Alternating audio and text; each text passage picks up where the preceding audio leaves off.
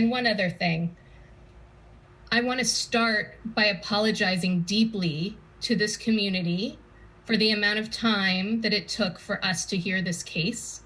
I don't think that any of us would have imagined that we would have a nearly 2-hour delay in getting this meeting started.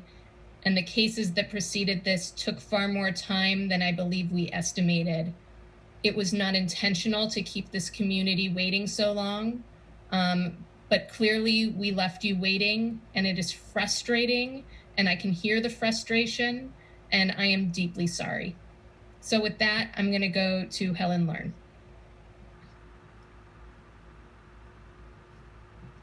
Thank you, Samantha. Thank you for framing it in the way that you did. I want to thank everyone who came out to speak today, who waited all day. I'm especially inspired by all of you who are advocating for your community. I'm a Northeast LA native raised by working class immigrants. I grew up in Frogtown / Legion Valley, depending on, that kind of gives away my age. And that's next door to Lincoln Heights. And I work at a community organization that serves working class families in the area. I would say that I'm usually very excited about TOC projects because in many ways, they're the best tool we have to create affordable housing. However, TOC is a citywide policy that doesn't take into consideration the context of individual neighborhoods.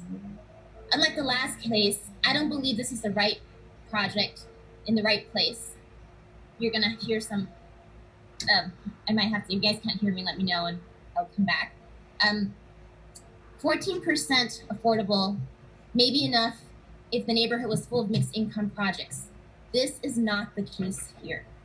This project would be the first one of this scale, and I want to say that really matters. It could serve as a catalyst to accelerate market rate investments in a working class community. And although this area may be zoned hybrid, it's adjacent to residential homes, the majority of whom rent. Andrew makes a case that there is no direct displacement, and although that is true, indirect displacement will happen to renters. And we've seen that happen in nearby communities. We've heard it echoed today in public comment. So although I appreciate the developers who are choosing to provide very low incomes units and the appellants who are making a case on traffic and environmental impact, to me, this case before us is about our role as commissioners on the type of city all Angelenos want to see, and especially working class communities of color.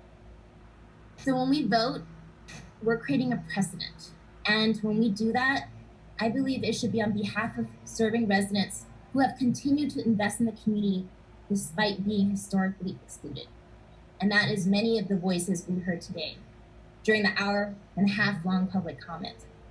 So I may be one of the few lone votes, but I support the approval of this appeal. And it's because I can't in good conscience continue to reinforce a system of land use that promotes a structural system of inequity and racism.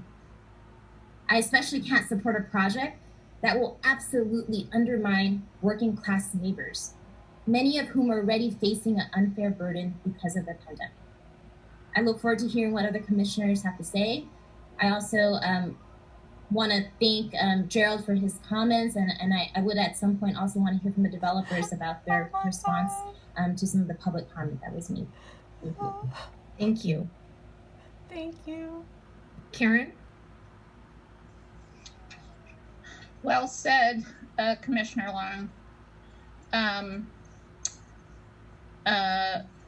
I don't really have much to add except to say that I get a lot of questions about how we actually do equity. And to me, this is a case study of how not to do equity. If we have, I don't even know how many people came and spoke, but if that many of the community is coming to this meeting and saying they have not been heard, then that's a problem. Because to me, the first rule of equity is to listen to the community. And what we should be striving for is community self-determination, so that we all want housing, but we want housing that integrates well with the existing community. So to me, it's a conversation, and it sounds like the conversation didn't happen. So I cannot support this project.